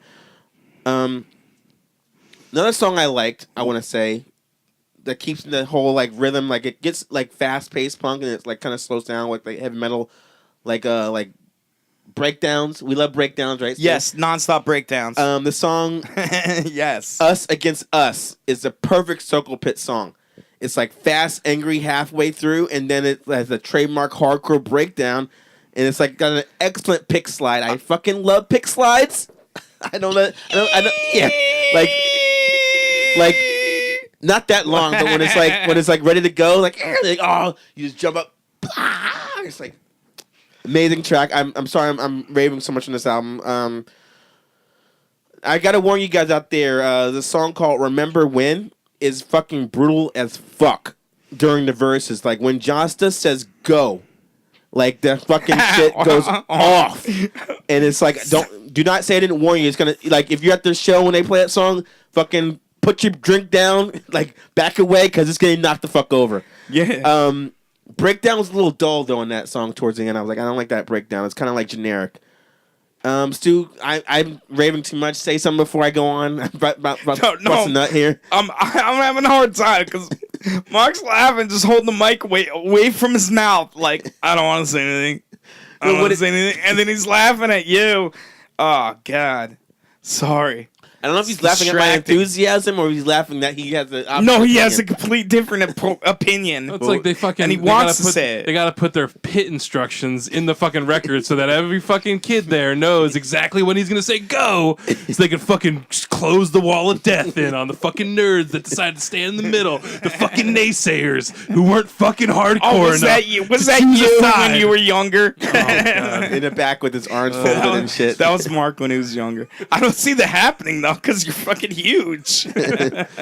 All right, so go on, Stu. Anything else you liked or hated? I should say. Did you hate anything about this? Or I did not hate anything about it. Okay. Any tracks stood out to you that you liked? Tracks stood out. You got any track cheat names? on me. Okay. Read my lyrics. Shit. Don't read my notes. Something's off. That song was good. Oh my God, that Because is the best song on there. That's actually the longest song on the whole album. It is? It's almost 4 minutes long. And this is another album that's barely half an hour long, which I think was great. It gets in and gets out immediately. Stu, I want to say one thing I noticed is like I said, they're more. What makes Hatebreed so good to me is like they combine like more of a punky sound to them. And like the song I want to ask you, like they have a lot of gang vocals on this song where they sing gang vocals. I know we talk about gang vocals on past reviews, but can we do gang vocals if it was like the three of us with one mic? Sure, we could like, another time. All right. But damn, the apex within has like a woe part, like woes. Oh, okay, woes. How do you feel about a hardcore metal band doing woes? Almost like a more like a punk band. Yeah. Oh no, hardcore bands have done woes, but it's been years since any woes has been spoken of. Yeah, I was gonna say woe on the woes, but there weren't too many woes, so it was all right. They woed on the woes really well. It's been a long time since there has been a woe in hardcore. Yeah, so I don't complain about the woes because there wasn't that many. And not to piggyback off of Metallica's best album ever, but the final track on here, which is called "Serve Your Masters," was a great thrash metal closer. For two reasons. One, it's got a nice headbanging groove that picks up speed at the end. And two, it could have easily been on the Master of Puppets album by Metallica. I'm going to have to say, Stu, if you want to give your final opinion. Yeah, well, it's a buy it. I'm already paying for it. All right. I already paid for it. And I'm going to see them this weekend as well. Oh, at the Starling Ballroom. Yeah, Starling Ballroom. They're playing June 4th. I'm so torn on going to that show. Oh, man. A whole bunch of my friends are going. My brother's going. And, yeah, we're going to roll in the van there. The rape van. All right. It's not a rape van. You guys can tell out there that I absolutely love this album. It's full of adrenaline and pissed off lyrics. And I like the fact that they're adding thrash to the sound that I haven't heard them do on their previous releases. I find Hatebreed's music is only for like moshing, slam dancing, or plotting revenge. And actually, what I've been trying to do with Hatebreed is like link this album up or sing it up with like other movies and stuff like that deal with like revenge, like the Michael Douglas movie Falling Down, or anything by Charles Bronson. Sorry, like all like Pink Floyd. I'm trying to like sync up the music to like a movie. Hasn't worked yet. There's not a lot of half-hour revenge movies. Yeah, it's not working yet, but I'm working. But The Pink Floyd one really works. yeah, but this doesn't work with like Falling Down. I gotta replay it over and over like 3 times. But if you don't want to do that, the whole album by itself is fucking excellent. Listen, so I say buy it too. All right, Mark, bring it down. Mine's going in the permanent library. Let Mark really sell himself on this review. right. Like, I don't want to hurt your feelings, but I think I paid for this too dearly with fucking the time that I spent listening to this bullshit. The whole half hour? Damn, I'm sorry. Well, no. Here's what I have to say: is that I like. Okay, I don't usually listen to heavy music. We already said you say that. We know this. Yes. We all know this. The thing I have against hardcore is that I would totally be down for this album if there was fucking guitar solos in it, and I hate that all of it is chugga chugga chugga chugga There chugga was chugga one. chugga chugga. There was one. Well, there was like past. it's All I'm saying is- They're real short. Yeah. to me, it's like this music would be so much better if all of a sudden there was just some fucking shredding going on. And I could look if that was the case, I could look past the fact that I don't fucking but then I understand what wouldn't he's like screaming. it. Exactly, which is where we How do we please both where our of you? roads diverge. Then I wouldn't like it. Damn it. Because to me, it's just like the same shit. The whole record to me. Like, I will say this: the only song that I was like, "That's not bad," is the last track. And I'm not even gonna make the joke like, because then it was over. Like, I legitimately thought, like you said, like it was kind of Metallica-y. It sort of fit into like some other shit that I could deal with. But it's just, for me, it's just it all blends together. I don't understand what he's screaming about. So there's no difference between this and, you know, I don't care if he's screaming about social injustices or getting your fucking shit on in the pit. You know, like it's all the same to me. So I say skip it. Oh my god! Jarrell Oh my fucking god! The stands up from headphones. Jarrell's The walking headphones away. fell out.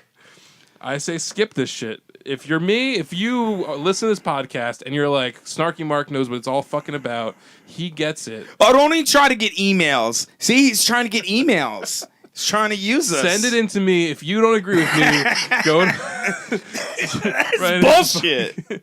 tell me what you think of me. And I say skip it. I hope you get some hate mail. Hatebreed is that one. Now is the time for me to rise to my feet. That song, right? What the spit from my mouth? What the tears from my eyes? Picks like. Hatebreed, right? Okay, Yeah, it's a song. That's probably the only Hatebreed I know. But yeah, whatever. It is what it is, and I understand why you guys like it because it's like exactly what you like. It's not a bad thing. I mean, if we, but to me, it's just like it's lost on me. It's not. It doesn't do it.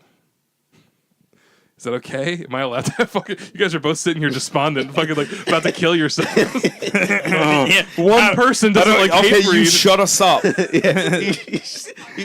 Yeah, right? we that was our memorial right there. We Yes. we just felt like we died Mark inside. just ripped us into an Moment asshole. of silence.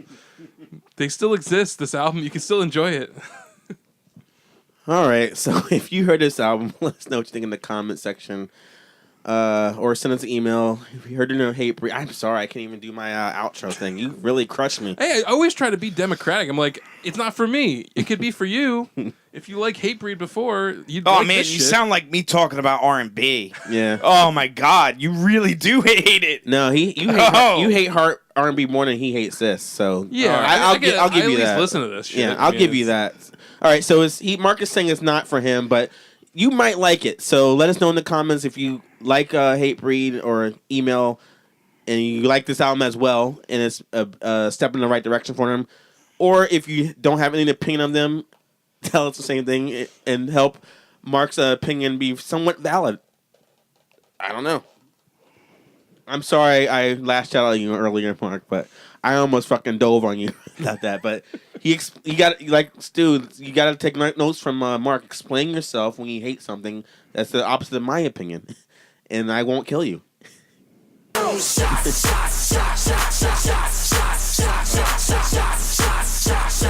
Linda, join us for a drink for the last interview or review. Sorry.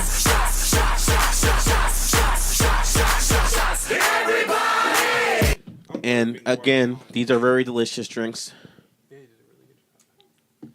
You should be a you already are a bartender, but you should do it like full time. Just make drinks for everybody.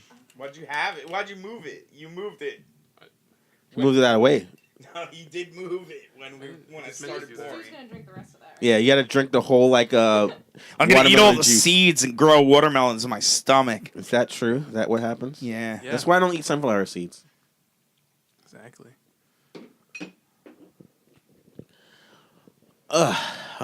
There's way more tequila at the bottom.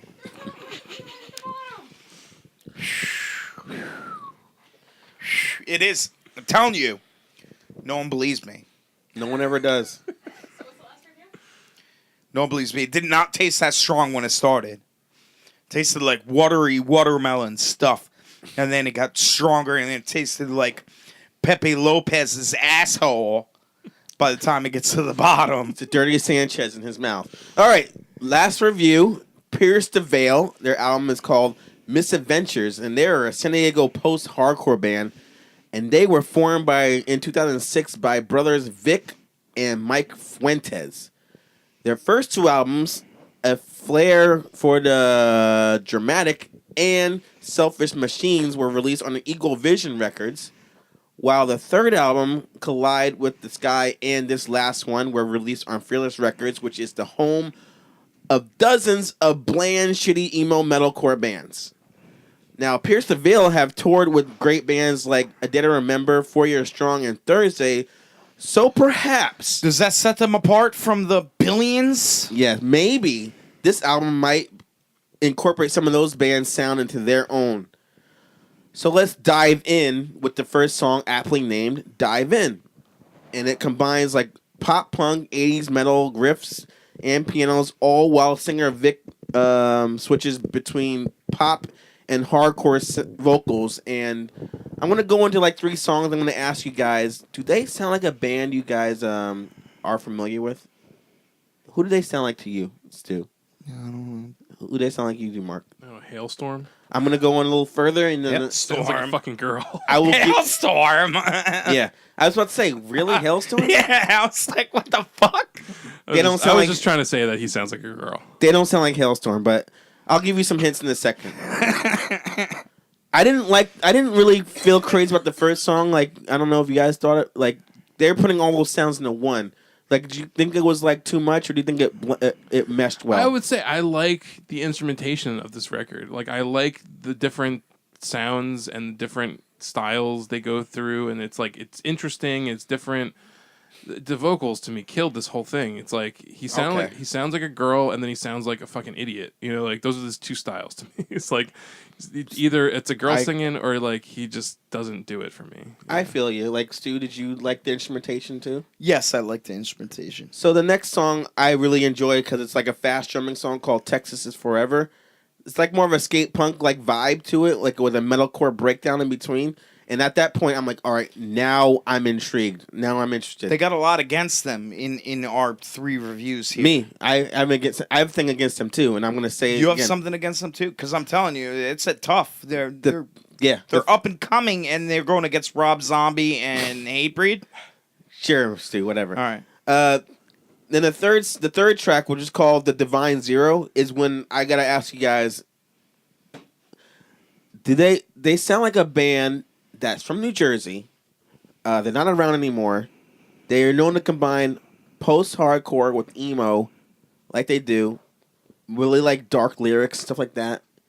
Can you please? And vocally, they sound exactly like this guy. I don't know. It's probably something I never heard of, but like Poison the Well. Are they from New Jersey? I don't know. I remember people liking that band. I don't know what they fucking- Stu, you're not gonna get it either. But Where are these guys from? they're from San Diego. But to me, they sound. I typed it in on Google to make sure I'm not crazy, but they sound a lot like My Chemical Romance. I can see Okay. that. Well, Okay.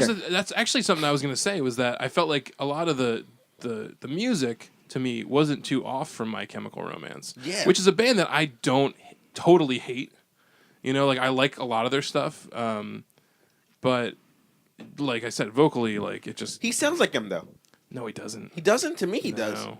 Cause I'm like, when the first song came on, I'm like, he sounds like someone I know. And then when the second song, I'm like, My Chemical Romance, because that second song is more faster, and it reminds me of My Chemical Romance's first album.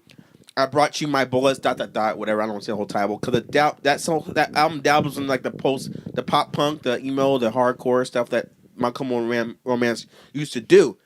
And even when they do like the more like dancing, like funky songs, like when the bass kicked in on the song the Divine Zero, like I mentioned before, like My Chemical Romance, but towards the end of their career, were doing more like that kind of like poppier stuff, which I was like, all right, you're borrowing mostly from their first sound, but you're taking elements from like the more like mainstream music they did.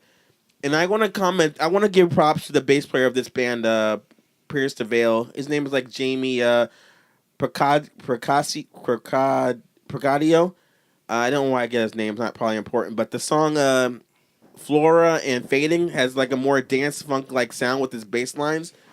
And it's not my favorite song, but I thought the harmony of the backing vocals and the organs really played well. And a lot of songs in this album were really catchy, like Circles, for example.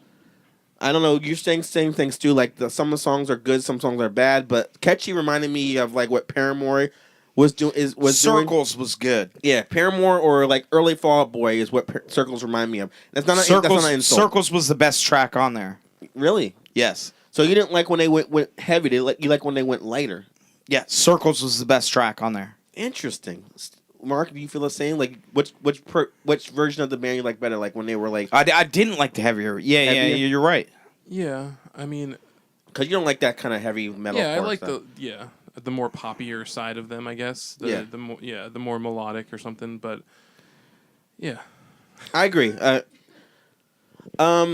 songs I want to mention before I guess it's going to be a faster one because they're kind of new to us. But Cold Metal Ribbons, I like the distant guitar intro, and then it goes like more of an 80s rocks ballad instrumentation, and then it goes back to like the signature sound of the post-hardcore they do. And like I said, there's a lot of songs are peppered with some good like bass lines with like funky bass lines.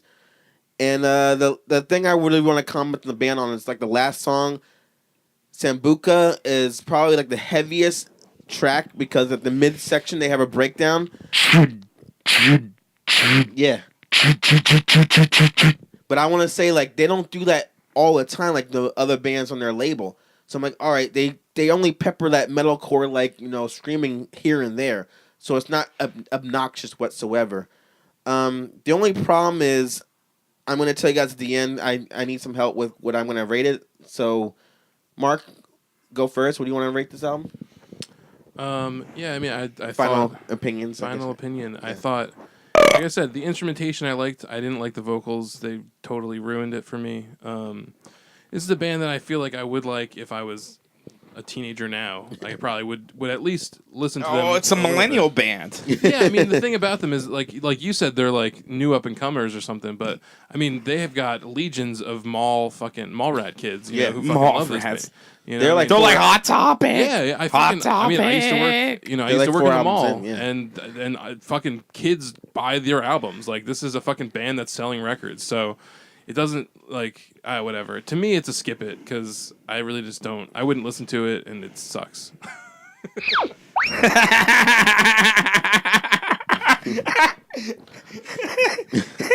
And on that note, Stu, he's laughing so hard he's going into convulsions. All right, you ready? All right, yeah. Go ahead. Okay, I would consider it. Download it. Based on what? It was okay? Based on there was some really good tracks. All right. And there was some shit. Now It was mixed. And they had some tough competition this week. Stop comparing to the other stuff. It's sick. It's on its own, man. They had some tough competition this week. Yeah. They did. Now here's my problem where I need you guys' help. Like, I enjoyed listening to it, like Stu said, and I think they did a good job of like blending different styles. Pierce the Veil might have looked like the golden egg on some other weeks. It's true. Actually. The backing vocals were great. on some songs. They were really like falsetto and like cute keyboards. They weren't too like overused, which I thought they were gonna do on the first song with like a fucking piano ballad. I'm like, they're not gonna do this whole album, are they? And it's only here and there. But what and they also don't like overuse the metalcore trend that like their other label mates do. But the problem I have, or the problem which I'm facing, is the whole album. They sound like another band that I like their album. So like, I want to ask you guys, if you heard a band that you like their music, but they sound like another band that they like, how would you feel about it? Would you be like, oh, you sound like this other band is bullshit, or would you be like, you know what? You're copying something that I like, so I'm going to like, I'm going to cut you some slack. That's why I couldn't decide what to rate it. Well, that's like what's that? What was that band we Sublime. reviewed? The Sublime band we reviewed last week. Right. Well, Yeah. what's the name of that band? Pepper. Yeah. Pepper. Yeah. All right. So Stu, good point. I forgot about that. You like Sublime, obviously. Yeah, but I like Pepper, but I didn't like Sublime with Rome. Whatever. But we're talking about Sublime. You like Sublime. You don't. So And it's a whole nother band doing the same exact thing. yeah. So, Yeah, and I still liked it. It was, Mark, what would you say about It that becomes situation? genreification instead of just like a band's one band sound. Yeah. I mean, the Okay. thing It is, becomes like, a genre. you're gonna have bands that sound alike if they're playing within the same genre. Yeah, you have to. You, you have know? to be open. I to mean, that. there are conventions of certain genres that you- and not every band's everybody- gonna cross. Everybody borrows a little bit of sound from somewhere. Yeah, exactly. Nobody comes up and, oh, I'm totally original. What do you look like a fucking tool if you're like, I'm totally original. You have to borrow sounds from other places. But borrowing a complete sound, that's a little bit different. That's why I'm on. Yeah. But Well, yeah, I mean, I think the difference is the authenticity behind it. I mean, if they're blatantly ripping off something that My Chemical Romance did, or if they're just doing their own thing that happens to sound like it. I Right. mean, they're 4 albums in or whatever, so like, this is their sound. I mean, this is what they sound, and this is what they've come to. It's not. I don't think that they came out with their first record and it's like direct ripoff of fucking My Chemical Romance. So I mean, I would say that it depends on the band. It depends on the intent behind the music, and I don't know what was the question. You guys helped me perfectly. So therefore, I'm gonna rate this album something you should buy. And the reason I say that is what they said. If they're not ripping off My Chemical Romance, obviously, I didn't consider them ripping off Chemical Romance. right? They're just very influenced by them, and they're not borrowing from a band that sucks. They're borrowing from or album, I should say, that sucks. They've taken the first album of My Chemical Romance and the best songs off of their future albums and put it into one record. Yeah, but My Chemical Romance did the same thing. It's genreification. I mean, I would also say that they don't sound enough like My Chemical Romance to really. Okay. Yeah, I know. Like, they have their own thing going too, but they have this sort of like pop leaning, this like mainstream sound that they go towards. But at the same time, like, they're still doing their own thing. They're not. It's not like a complete like. Yeah, there's. I hear you. Like Reggie and the Full Effect is a Okay. band that I love. Good example. A guy that I love, whatever. He makes his, but he toured as a touring keyboardist with My Chemical Romance, and then he put out what was his last record until he came out with a comeback thing. But he like kind of broke it up for a little while.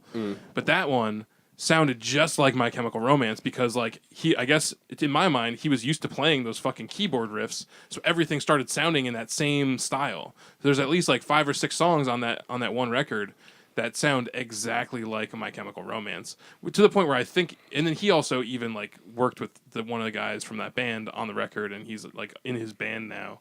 But Interesting. So everybody sound like My Chemical Romance. yes, 2 bands. So That's everybody. I shouldn't be hard on anybody. So sorry, this album is a praises. Jesus Christ. No, I'm gonna fucking get up and walk out. No, so I think it's good. So if you want, there's something higher. yeah, damn it, Stu. So if you guys want to give me an email or Wait, I gotta comments. I don't even see that. Quiet, on your phone. I'm doing my thing. Oh, man. hold on. Later. Oh, man. If you want to give I us didn't a know there comment, was a higher rating than buy this. everyone knew but you, man. How come it's not on the webpage, is it? Yes. Oh, it is? And I you- typed that and I and you- don't even remember. You're so awesome, man. I don't remember praise this. Oh man. That means you so many albums that you love, but I love more. Yeah, I always went with buy that. I thought buying it was like the best shit you Remember, could we do. had this whole debate where Jarrell was like, I don't know if I could ever give something a praise this. The last album that I would give a praise this to is fucking American Idiot. Oh yeah, that's true. But I actually gave it to Kendrick's album. Oh, yeah. Yeah. Oh, that's horrible. You haven't heard it, motherfucker. You can't make an opinion on something you haven't heard the whole album to. You just like my wife, dude. Sorry, honey. Great. Now you're just classifying me as second wife again. I hate that shit. You're always my first. Yeah. Yeah, I had him first. Let us know what you think in the comments about the new Percival album. If you like it, did you hate it? Do you like My Chemical Romance and that bothers you? Or you don't care at all? Give us your opinions. We'd love to know what you think. And that wraps up the whole show. If you guys want to do anything else you want to talk about before we get out of here? Mark shook his head no. Stu? No, I'm good. This watermelon's fucking catching up with me. I think we did pretty good for a short show. We're not even 2 hours in. So let's wrap things up. Wait, well, then there was no emails? No emails. I know, right? Do you want me to check? I checked already. But we might get some emails next week, so I'll tell you guys where you can get touch with us. Go to our website, which is njhybridradio.net. Go to the contact section, and you can type in anything you want to tell us. Put your email address, your name, and your comment. It'll come right to my email address, which is... Comment might be... The email address is njhybridradio and that's fine. @gmail.com. Type in everything you want to ask us. Go to our Facebook address, which is facebook.com/njhybridradio. And make sure you like us on there. And you can also find us on YouTube. And make sure when you find us on YouTube, you subscribe to us so we want to get more subscriptions. And finally, for all you bands out there and labels, you can send us all your promos to our P.O. Box, which is Hybrid Radio, P.O. Box 297, Raritan, New Jersey, 08869. We'll be back next week with another show. More alcohol to drink. More silly comments from Stu. More snarkiness from Mark, I hope. More adventures in the Hybrid Radio studios owned by Clinda. Big thanks to Clinda for making these drinks for us tonight. Getting pretty drunk. Enjoy your Memorial Day. Get drunk. Eat lots of cookout food. Make sure you tip your bartenders and get your second drink if they give you the first drink on the house. Until then, it's been Hardcore Jarrell, Big League. and Hamburger Mark. Snarky Mark. Hamburger Mark. Hamburger Mark. Hamburger. Saying goodbye, and we'll see you next time.